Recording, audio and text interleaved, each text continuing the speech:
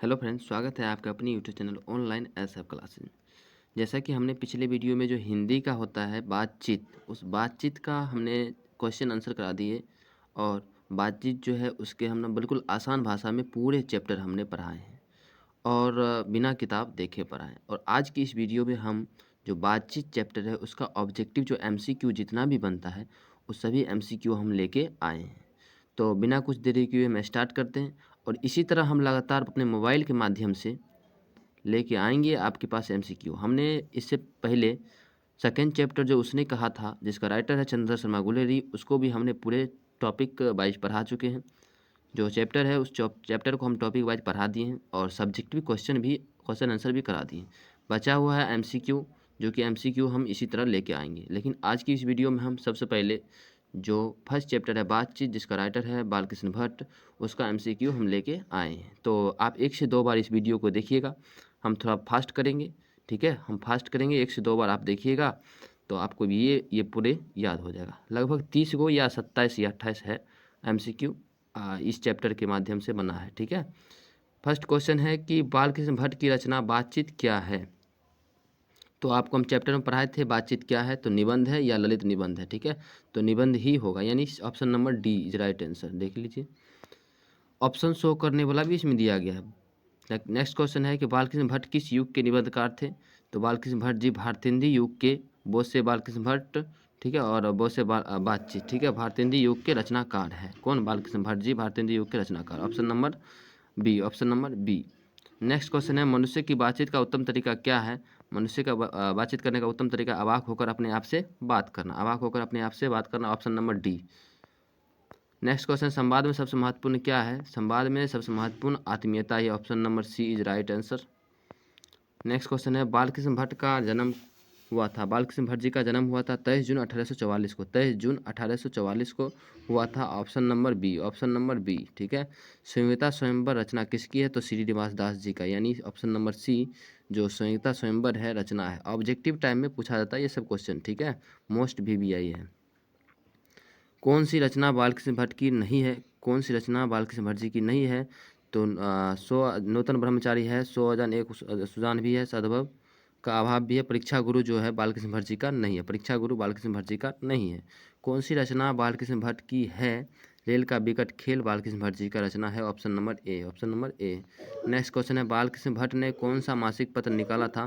बालकृष्ण भट्ट जी ने मासिक पत्र जो निकाला था हिंदी प्रदीप निकाला था, Hindi Pradeep. Option number C, option number C, ठीक है। नेक्स्ट क्वेश्चन है बातचीत किस विधा की रचना है। बातचीत एक निबंध है, क्या है, निबंध। Option number D, option number D. Robinson Crusoe, next question है कि रॉबिन्सन क्रूसो ने 16 वर्ष के उपरांत किसके मुख से एक बात सुनी। तो फ्राइडे नामक व्यक्ति थे, उनके मुख से एक बात सुनी। उससे पहले वो कुत्ते बिल्ली के साथ यानी जानवरों के साथ रहा करते थे। कौन? रॉबिन्सन क्रूसो, ठीक है, यानी option number A, option number A, option number A. बातचीत शीर्षक निबंध के निबंधकार है कौन। बालकृष्ण भट्ट, बालकृष्ण भट्ट। बातचीत शीर्षक निबंधकार कौन है। बालकृष्ण भट्ट। बातचीत के माध्यम से बालकृष्ण भट्ट क्या बतलाना चाहते हैं। तो बातचीत की शैली, बातचीत की शैली जो होती है वही बताना चाहता है, किसको किस तरह से बात किया जाता है, बच्चे से कैसे बात किया जाता है, बूढ़े से कैसे बात किया जाता है, इस शैली को बताया जाता है, ठीक है। शैली यानी कि उनके तरीके, जो बात करने के तरीका होता है उसको बताया जाता है। बालकृष्ण भट्ट जी को किसने अंग्रेजी साहित्य के एडिशन और स्टील की श्रेणी में रखा था।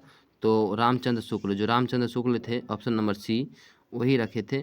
बालकृष्ण भट्ट जी को अंग्रेजी साहित्य के एडिशन स्टील श्रेणी में रखा था, ठीक है। नेक्स्ट क्वेश्चन है बालकृष्ण भट्ट का निवास स्थान कौन सा है। तो निवास स्थान इलाहाबाद, उत्तर प्रदेश। इलाहाबाद जो उत्तर प्रदेश है वही बालकृष्ण भट्ट जी का निवास स्थान है। Option number B. Balkrishna Bhatt ने किस पत्रिका का संपादन किया था। तो हिंदी प्रदीप नामक पत्रिका का संपादन किया था बालकृष्ण भट्ट जी ने, Hindi Pradeep. Option number C, option number C. Balkrishna Bhatt ने हिंदी प्रदीप नामक मासिक पत्रिका निकालना कब प्रारंभ किया। 1877 में। 1877 में बालकृष्ण भट्ट जी ने हिंदी प्रदीप नामक मासिक पत्रिका निकालना प्रारंभ किया, ठीक है। कौन सी रचना बालकृष्ण भट्ट जी द्वारा रचित नहीं है।